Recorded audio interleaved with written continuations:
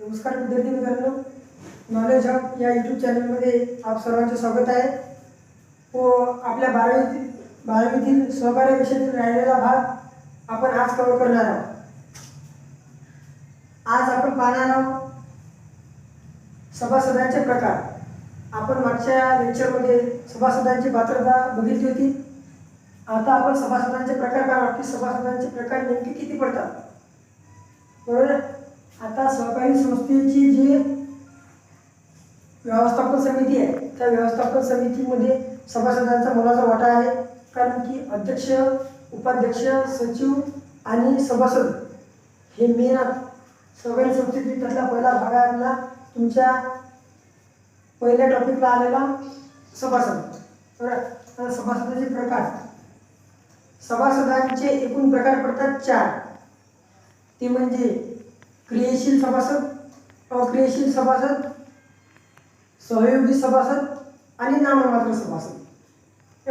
आता त्यातील पहिला पाहणार आपण क्रियाशील सभासद. क्रियाशील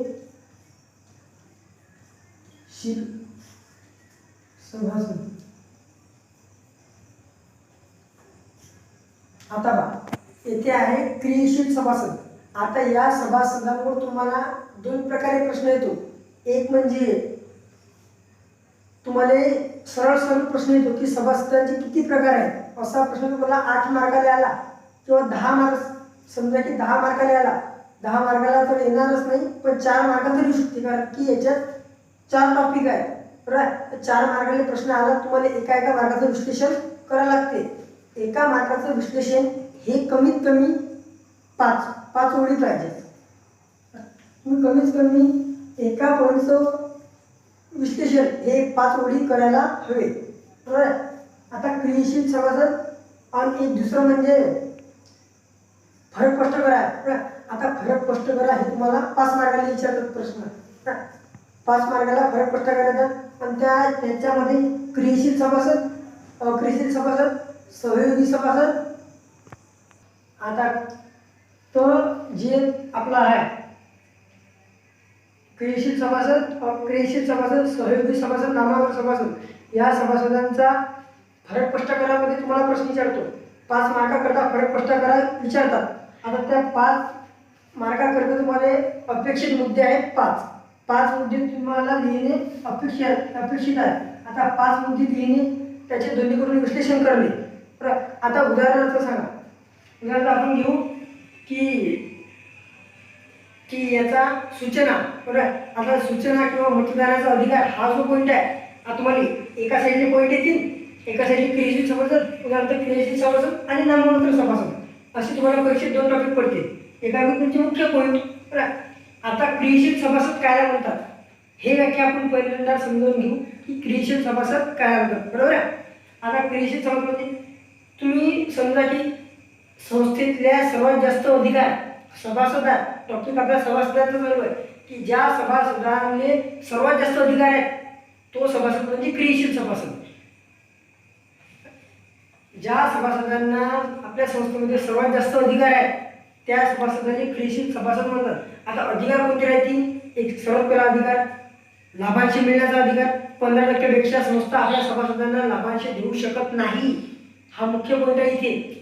15% जास्त लाभांश देता येत नाही. त्याच्यामध्ये आपला अक्रियाशील सभासद. बरं. आता आपण याच्यामध्ये क्रियाशील सभासद पाहिलं. क्रियाशील सभासद तुम्हाला माहिती झालं असेल की ज्या सभासदांना आपल्या सहकारी संस्थेतील सर्वात जास्त अधिकार आहेत तो सभासद म्हणजे क्रियाशील सभासद आहे. हा त्याच्या मागचा आहे अक्रियाशील सभासद.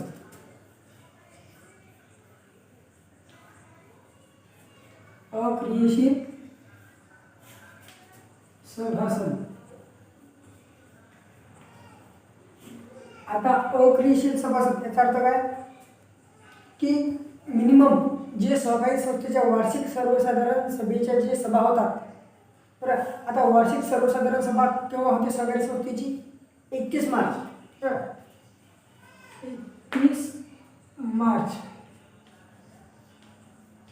31 मार्च या दिवशी सहकारी संस्थेची वार्षिक सर्वसाधारण सभा. अशा 5 वार्षिक सर्वसाधारण सभा, 5 वार्षिक सर्वसाधारण सभांना जो सभासद हजर असतो त्याला काय म्हणतात? अक्रियाशील सभासद. बरोबर. तर समजा हा अक्रियाशील सभासद या 5 सभांना हजर राहिला नाही, वार्षिक सर्वसाधारण सभा जर हा अक्रियाशील सभासद 5 सभांना हजर राहिला नाही तर याचं काय पद कट होते, म्हणजे नष्ट होते, म्हणजे सर्वसाधारण त्याचे सदस्य धरले जाते. पण यानंतर समजा धीरे धीरे 3 सभेत राहिला, या 5 पैकी एक बी याच्यात कट झाला. यंदा याचा एक मुद्दा आहे की हे 5 सभा वाढतात की नाही, या 5 पैकी एका बी याच्यात जर हा नष्ट झाला म्हणजे एका बी सभेला हजर राहिला नाही, विचारायला राहिला तर हा क्रियाशील सभासद बनण्यास पात्र आहे. पण जर राहिला नाही, एकाही वार्षिक सर्वसाधारण सभेला हजर राहिला नाही तर अक्रियाशील सभासद हा सध्या अक्रियाशील आहे, पण अजूनही खालच्या स्तरावर म्हणजे फक्त सभासद होते. आता आणखी याचा जो मुद्दा आहे की असं समजा वर्गीकरण केलं बरं, त्याचे अक्रियाशील सदस्य म्हणून वर्गीकरण केले जाते. जो सदस्य अधिमंडळाच्या वार्षिक सभेच्या लागोपाठ 5 वर्षाच्या कालावधीमध्ये किमान एका सभेला हजर राहणार नाही आणि संस्थेच्या उपयोजित नमूद केल्याप्रमाणे लागोपाठच्या 5 वर्षाच्या कालावधीमध्ये किमान एकदा सभांचा अधिकार पाहिजे त्याने, तर तो अधिकार क्रियाशील सभासद होऊ शकतो. बरोबर. त्याच्या मागचा आपला सहयोगी सभासद.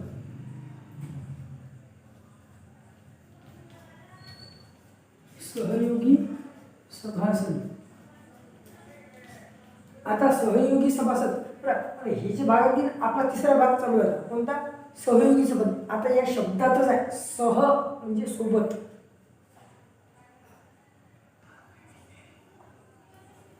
सहयोगी. आता इथे आहे सहयोगी शब्द. सह म्हणजे सोबत, म्हणजे एखाद्या सभासदाच्या सोबत भाग धारण करणे, म्हणजे त्याचा अर्थ आहे की सहयोगी सभासद. आठवतं की सहयोगी सभासद हा कधीच एकटा भाग धारण करू शकत नाही, एखाद्याच्या सोबत. म्हणजे उदाहरणार्थ क्रियाशील सभासद आहे, क्रियाशील सभासदाला भाग धारण करण्याचा अधिकार आहे. बरोबर. आता क्रियाशील सभासदांबरोबर जो व्यक्ती भाग धारण करतो त्याला म्हणतात सहयोगी सभासद. भाग प्रमाणपत्र असते की भाग खरेदी म्हणून मिळाला. आता यातला नाव असेल, सर्वप्रथम नाव कोणाचं असेल ते म्हणजे क्रियाशील सभासदांचं. बरं. 2 नंबरला नाव असेल ते आपल्या सहयोगी सभासद. तर सहयोगी सभासदाची सरळ व्याख्या आहे की असा सभासद की जो सभासद क्रियाशील सभासदांच्या सोबत भाग धारण करतो त्याला सहयोगी सभासद म्हणतात. आणि भाग प्रमाणपत्रावर सहयोगी सभासदाचे नाव हे दुसऱ्या क्रमांकावर असते. आता त्याच्या पुढचा सभासद आहे आपला, मग आता समजा आता प्रश्न आला की किंवा सहयोगी सभासदाला मतदान करण्याचा, सूचना मिळण्याचा हा अधिकार आहे का? आता ते बघू. आता उदाहरणार्थ एखादी सभा आहे बरं, त्या सभेला सूचना मिळण्याचा अधिकार सहयोगी सभासदांना आहे. पण केव्हा आहे? तर क्रियाशील सभासद हजर नसल्यास. ज्या सभेला क्रियाशील सभासद हजर नाही त्या सभेला सहयोगी सभासदाला सूचना मिळण्याचा अधिकार आहे. मतदानात तसंच आहे. जर क्रियाशील सभासद नसला, जे सुद्धा यायला पण हा हजर नसला ते साऱ्याच्या सहयोगी सभासद करते. कोण? हा सोबत आहे त्याच्या, त्याला नाही तर येईल. त्याला पुढे 4 नंबरचं आपला नाममात्र.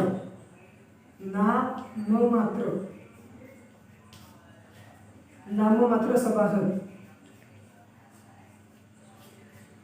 आता नाममात्र त्या शब्दाचं नाममात्र, फक्त नावापुरता मर्यादित असा तो सभासद म्हणजे नाममात्र. नावापुरता मर्यादित म्हणजे ज्यानं फक्त प्रवेश फी भरलेली आहे त्याला संस्थेचे काहीही देणे घेणे नाही. फक्त आपण वाटते की आपण संस्थेत आपण खाते किती उघडेल आहे. तो एक नाममात्र सभासदाला लाभांश मिळत नाही, भाग घेण्याचा अधिकार नाही, सूचना मिळण्याचा अधिकार नाही, मतदानाचा अधिकार नाही, अधिकार कायचाच नाही. नाममात्र सभासदाला फक्त सभेला हजर राहण्याचा अधिकार आहे. भाऊ आले फक्त सभेला हजर आहेत बुवा, बाकी नाममात्र सभासदाला कोणतेही अधिकार भेटत नाही, काही नाही. आले ना, पंक्तीत असले ना तर फक्त जेवण करा, वाळाचाही अधिकार नाही आणि घरी न्यायचाही अधिकार नाही. हे आपलं नाममात्र सभासद की त्याला निवडणूक लढवणे हे ते कोणतेच अधिकार मिळत नाही. हा. आता त्याच्यावरचा आपला सभासदांचे अधिकार. आता सभा हे मोडतो हा.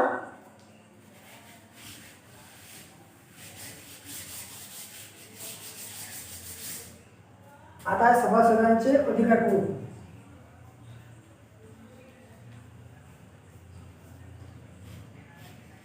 आता हे सभासदांचे अधिकार.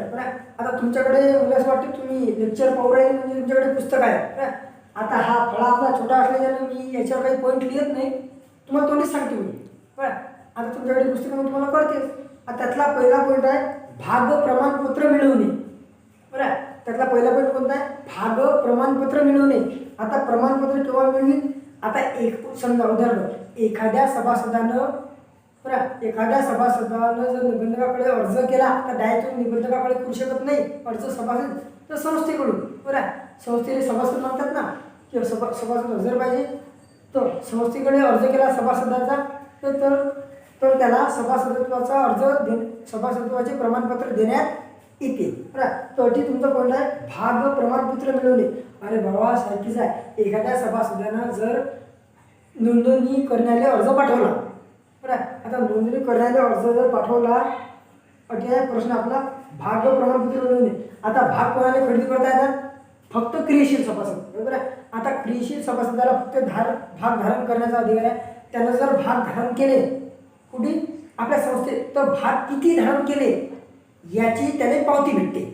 बरं, आता उदाहरणार्थ तुम्ही कॉलेजमध्ये गेले, कॉलेजमध्ये ॲडमिशन केल्यावर, आता ॲडमिशन जाऊ द्या, जेव्हा तुम्ही तुमच्या 12वीचा फॉर्म भरसाल, आता 12वीचा फॉर्म भरल्यावर तुम्हाला पावती येते की तुम्ही 500 रुपये भरले हे ते. आता ती जे पावती येते ती तुमची भाग भरा, उदाहरण भाग भरते. पण तसे संस्थेच्या एखाद्या सभासदाला जर, पण त्यात एक म्हणजे 15% सभासदाला कोणतीही संस्था 15% जास्त भाग खरेदी करत नाही किंवा लाभांश देऊ शकत नाही. तर ते पावती देते, म्हणजेच भाग प्रमाणपत्र मिळवणे. म्हणजे भाग खरेदी केले की भाग प्रमाणपत्र मिळवण्याचाही अधिकार सभासदाला आहे. बरं, आता इथे फक्त एकच गोष्ट ध्यानात ठेवायची की भाग खरेदी करण्याचा अधिकार कोणाला आहे? फक्त क्रियाशील सभासदाला. हा असेच प्रश्न विचारतात परीक्षेत तुम्ही विशेष काहीच नसते. हेच असे कुठं की तुम्ही सहकारमध्ये पहा, एकच प्रश्न घुमून फिरून एकाच प्रश्नाचं उत्तर 4 बसते. आता आधी सभासद आहे. आता भाग, या भाग याच्यावर 4-5 उत्तर भेटतात तुम्हाला.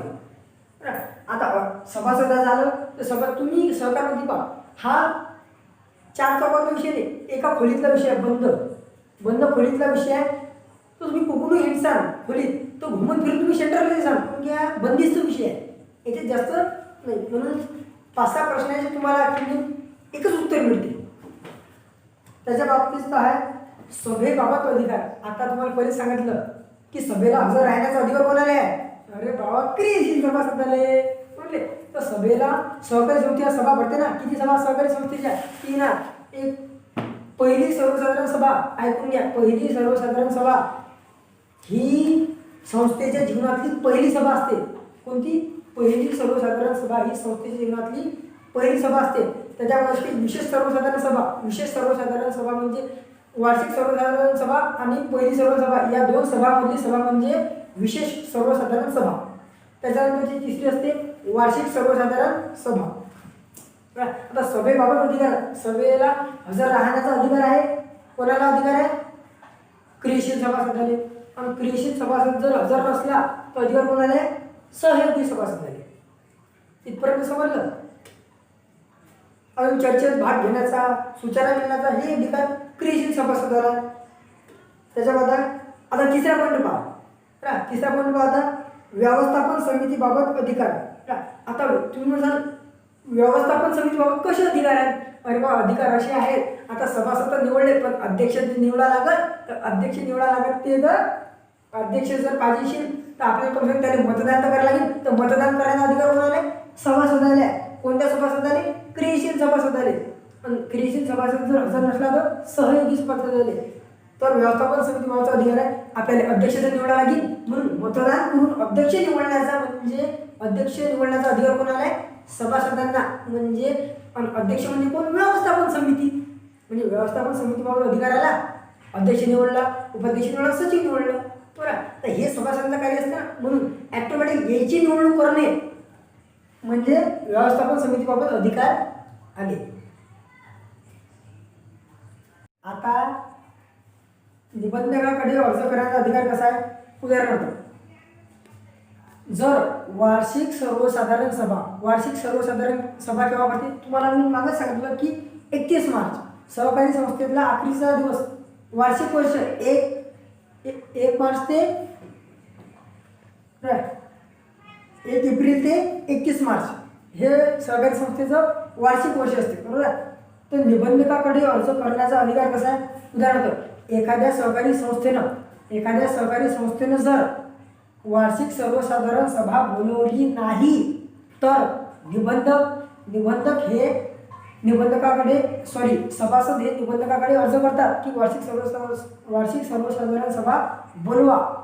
याच्या वक्तव्य अधिकार आहे. अजून त्या वक्तव्य अधिकार आहे की आता उदाहरण, एखादा सभासद संस्थेत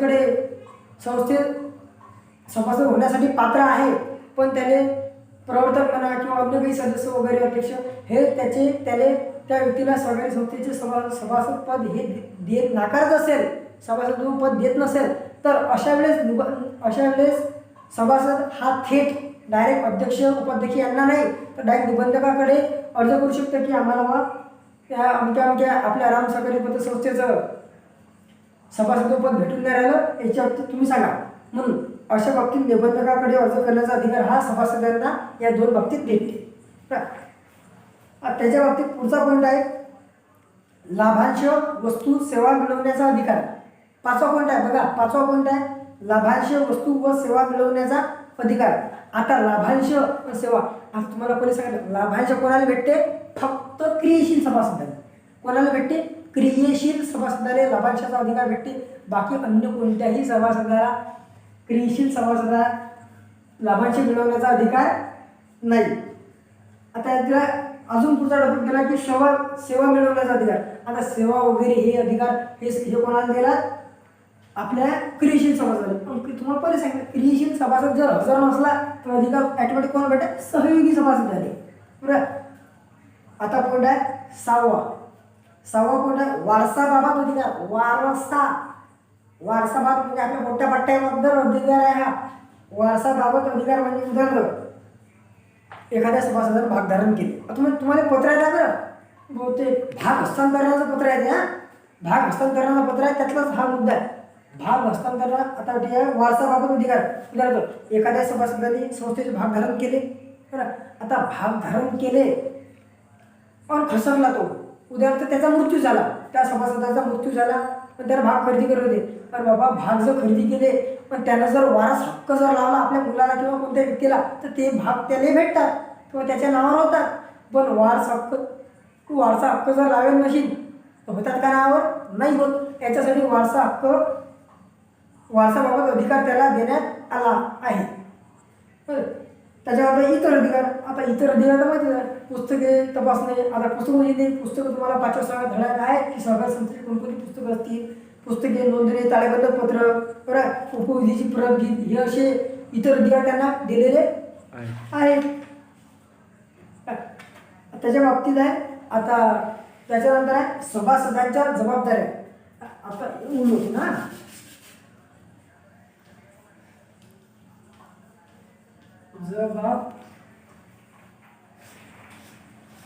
आता सभासदांच्या जबाबदाऱ्या तुम्ही एक ध्यान ठेवा. आता वाटते आहे सभासदांचे कार्य, सभासदांचे अधिकार, सभासदांच्या जबाबदाऱ्या.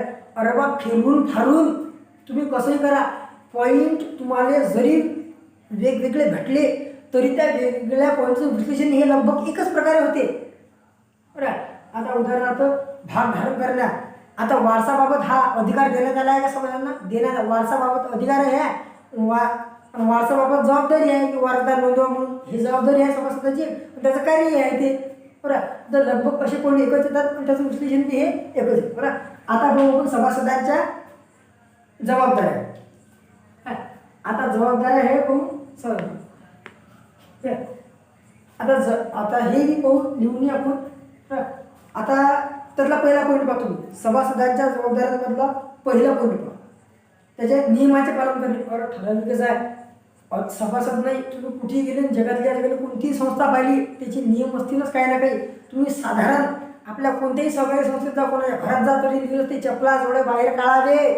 तर असेच एखाद्या सहकारी संस्थेचे काय असतात, एखादी नियमावली असते. नियमावली उपविधी हे एकच शब्द आहे.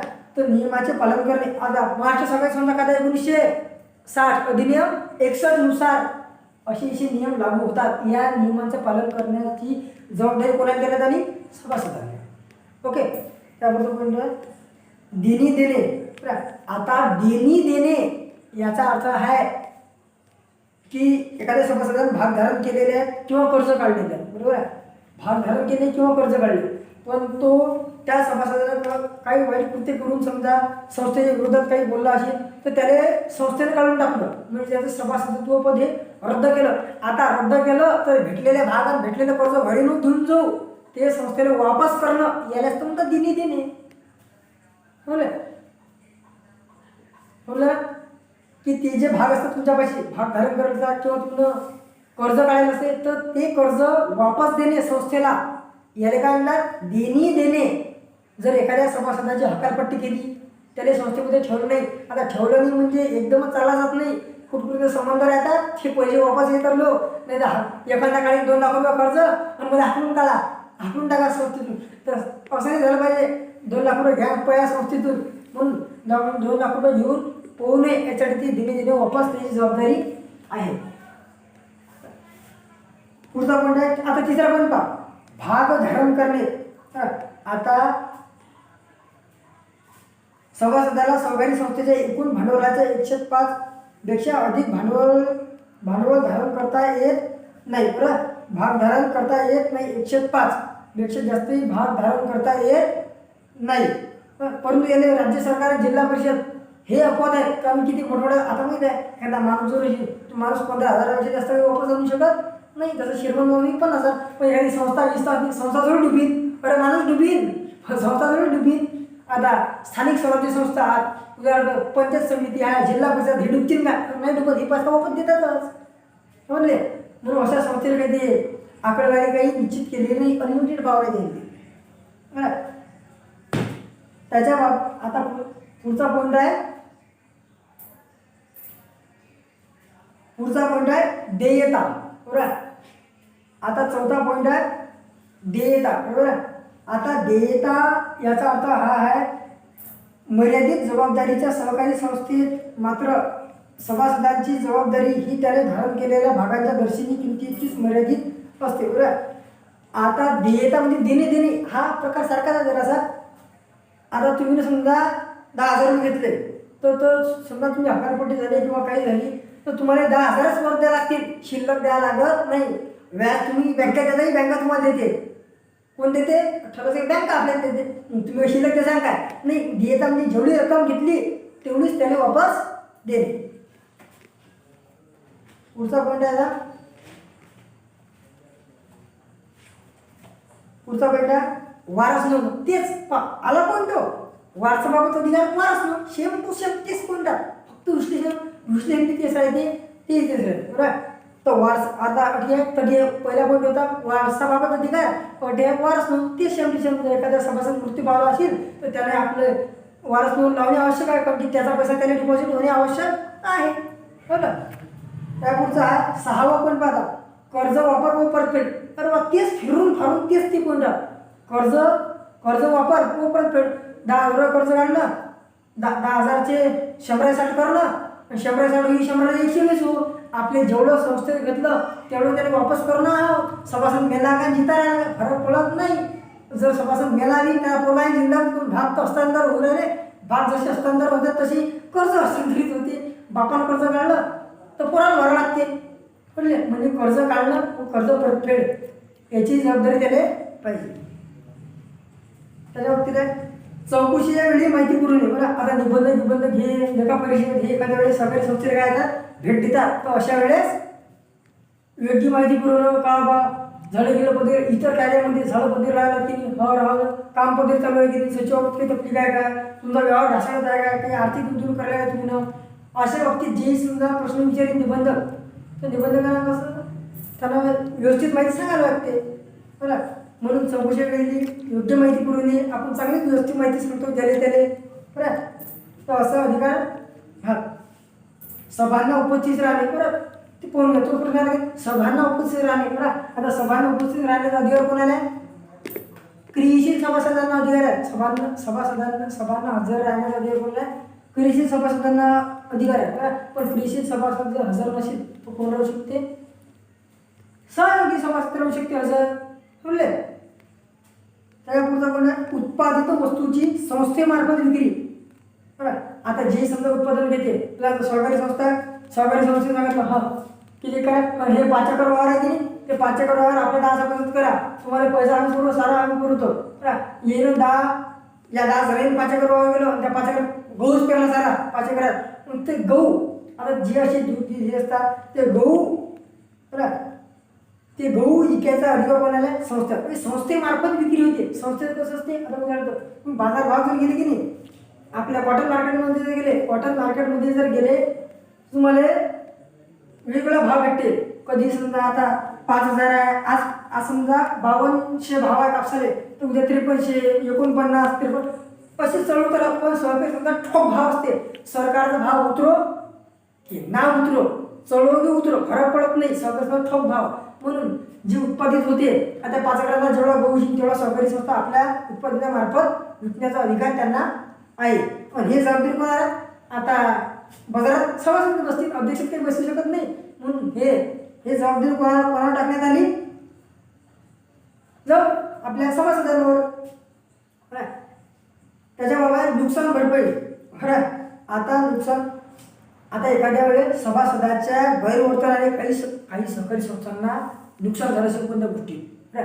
आता ती जर नुकसान झालं, आता सभासदांना जर नुकसान केलं अध्यक्ष थोडी भरपाई देईन त्याची, अरे ठराविक जागी सभासद होती. पण सभासदांच्या वेळेस कोणतीही समजा एखादं काही गलती मिस्टेक झालं किंवा कायचा तोटा झाला सगळ्या संस्थेत, सगळ्या तोट्यात गेली किंवा काही कुठलं घेतलं, तर या सर्वांची जबाबदारी कोणाची आहे? नुकसान भरपाई कोण देते?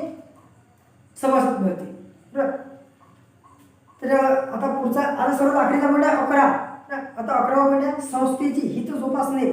आता उदाहरणार्थ आहे की संस्थेत 3 खातं उघडले, बरं. आता भागधारक करायला कोणत्याही सभासदांना जर त्या सदस्य झाला तर त्या संस्थेबाबत लोकांना पटवून देणे, जास्तीत जास्त माणसं जोडणे, त्या संस्थेबाबत लोकांना चांगलं सांगणे की असं आहे तसं आहे, त्या संस्थेबाबतीत फायदा काय आहे तोटा काय आहे, म्हणजे संस्थेचे चांगल्या बाबतीत हित जोपासण्याचा अधिकार कोणाला आहे? सभासदांना. आता आणि सभासदाचा आखरी पॉईंट आहे आपला सभासदत्व जे असते, सदस्यांचे सभासदत्व हे रद्द कसं होते, म्हणजे असे कोणते कारण बा की त्यामुळे सभासदांचं सदस्यपद जाऊ शकते, बरं. आता सदस्य हे बिलकुलच आहे, ग्रामपंचायत सदस्य, संस्था सदस्य आपल्याला काय म्हणतात, पण त्याचंही कोणत्या ना कोणत्या कारणामुळे सदस्यपद जाऊ शकते, बरं. त्याची कारण द्यायला आपल्याला. आता पहिलं कारण आहे सभासदाचा मृत्यू. ठराविकच आहे, हे तुम्हालाही कळते की सभासदाचा मृत्यू झाला की ॲटोमॅटिकच त्याचं सभासद पद हे काय होते? रद्द होते. समजले? समजून राहिलं तुम्हाला की एखाद्या सभासदाचा मृत्यू हा पॉईंट आहे तुमचा. सभासदाचा जर मृत्यू झाला तर त्याचं ॲटोमॅटिकच काय आहे ते जे आपलं पद असते ते रद्द होते. पुढचा पॉईंट आहे सभासदत्वाचा राजीनामा.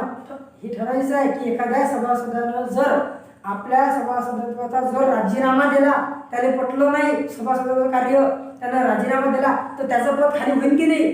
अरे होते त्याचं पद खाली. म्हणून सभासदत्वाचा राजीनामा हे पद कारणीभूत आहे. भाग हस्तांतरण तुम्हाला बरं सांगितलं आहे, एखाद्यानं भाग हस्तांतरण आहे बा, हे माझ्याकडे झटल्या तुमचा एक काम कर, मी मग कोणाच्या नाव करतो, वारस म्हणून दोष येतो किंवा टप्प्याटप्प्या व्यक्तीच्या नाव करतो. जर एखाद्या सभासदानं जर भाग हस्तांतरण केले, आपले जेवढे भाग असतील ते भाग हस्तांतरण केले एखाद्याने, तर त्या जुन्या व्यक्तीचं सभासदत्व हे रद्द होते. बोलले. पुढचा कोणता आहे कार्यक्षेत्राबाहेर वाचतो. तुम्हाला पहिल्याच लेक्चरमध्ये तुम्ही जर पहिले लेक्चर आपण पाहिलं नसेल तर पहिले लेक्चर आपण यूट्यूब चॅनलवर टाकलेलं, आपल्या नॉलेज हब या चॅनलवर टाकलेलं आहे, तर तुम्ही ते पहिलं हा यातलाच भाग आहे, सभासदांचा पहिला भाग आहे तो, तर हा आपलं दुसरं लेक्चर आहे. त्यातला पॉईंट आहे चौथा पॉईंट आहे. आता चौथा पॉईंट आहे कार्यक्षेत्राबाहेर वास्तव्य. तर त्यामध्ये आपण सांगितलं की सहकारी संस्थेच्या सभासदत्व जर तुम्हाला पाहिजे असेल तर त्याच्या कार्यक्षेत्रात वास्तव्य करावं लागेल किंवा ज्या सहकारी संस्थेत जेवढं कार्यक्षेत्र आहे त्याच्यातलं वास्तव्य करणारा सभासद होऊ शकतो, अन्यथा होऊ शकत नाही. दुसऱ्या राज्यातला किंवा दुसऱ्या राष्ट्रातला किंवा दुसऱ्या देशातला येऊ शकत नाही. कार्यक्षेत्र मर्यादित आहे की त्या कार्यक्षेत्राला सभासद असायला हवं. पाचवा पॉईंट आहे संस्थेची विसर्जन. आता अटी मिनिट आहे. संस्थेची विसर्जन कसं होते मग सांगतो ना. आता एखादी सहकारी संस्था आहे, त्या सहकारी संस्थेत 1 लाख रुपये आहे बरं. आता संस्थेत 1 लाख रुपये आहेत. आपल्या संस्थेची विसर्जन हा पण पाहिला आहे ना. संस्थेत 1 लाख रुपये आपल्या म्हणजे 1 लाख रुपये 10 सभासदांनी नोंद करून टाकले, सारे नेले. संस्थेत काय बोललं, संस्थेने डुबली ना, डबघाई झाली ना बरं. तर अशा वेळेस डबघाई झाली, तिने तारणारा जर कोणी नसलं, दुसरी सहकारी संस्था जर तिने तारणारी नसली तर संस्था मुळली म्हणजे संस्थेचं विसर्जन झालं. जसं आपलं देवीचं विसर्जन होते, गणेशाचं विसर्जन होते, हे आपण बँडवाल्या महाराज करतो, पण संस्थेचं विसर्जन बँडवाल्या महाराजमध्ये होत नाही. ही संस्था मुळली, संस्था काहीच राहिली नाही. अशा वेळेस संस्थेचं विसर्जन कोण करते, निबंधक करते. पण सहसा कसं होते की एखादी संस्था निबंधक हे काय करते, इकडची संस्था तिकडे ट्रान्सफर करून टाकते शक्यतो बरं. त्यामध्ये 6वा पॉईंट आहे सभासदांची हकालपट्टी बरं. तुम्हाला पहिला सांगितलं की सभासदांची हकालपट्टी कशी होते. सभासदांची हकालपट्टी होते जर एखाद्या सभासदाने जर संस्थेबाबत जर गैरवर्तन वापर केला किंवा गैरवर्तन केलं तर त्या सभासदांची हकालपट्टी संस्थेचे अध्यक्ष निबंधक वगैरे ते करून टाकतात. अशा वेळेस सभासदांचं हे काय ते सभासदत्व रद्द होते. मग ते समजा आता क्रियाशील सभासद असला तर याच्यावरती कसं ते 203 या बहुमताने कसं ते पारित करावं लागते. पण पारित केलं की ते सभासद त्याचं काय ते रद्द होते. त्याच्यामुळे नादारी बरं. आता याची नादारी काय, नादारी जाहीर झाल्याने अथवा कायदेशीर तरतुदीने सभासद राहण्यास पात्र न ठरल्यास सभासदत्व रद्द होते. नादारी जाहीर झाल्याने अथवा कायदेशीर तरतुदीने सभासद राहण्यास पात्र न ठरल्यास सभासदत्व. आता महाराष्ट्र सहकारी संस्था कायदा 1960 अधिनियम 61 नुसार जर ती सभासद जर कायद्यानुसार जर पात्र नसेल तर त्या सभासदांचं पद हे रिक्त होते. पुढचा पॉईंट आहे अक्रियाशील सभासद. संस्थेने एखाद्या सभासदांचे वर्गीकरण अक्रियाशील सभासद सदस्य म्हणून असल्यास त्याने असे वर्गीकरण झाल्यानंतर पुढील 5 वर्षांचं क्रियाशील सभासद बरं. आता उदाहरण तुम्हाला पण सांगितलं क्रियाशील सभासद. आता एखादा अक्रियाशील सभासद आहे, अक्रियाशील सभासद हे 5 वर्षाच्या ठराविक बॅक 5 सभासदांना त्याला हजर राहायला लागते. जर एका याने जर हजर राहिला नाही तर त्याचं अक्रियाशील हे सभासद रद्द होते. म्हणून हे 8 आहेत.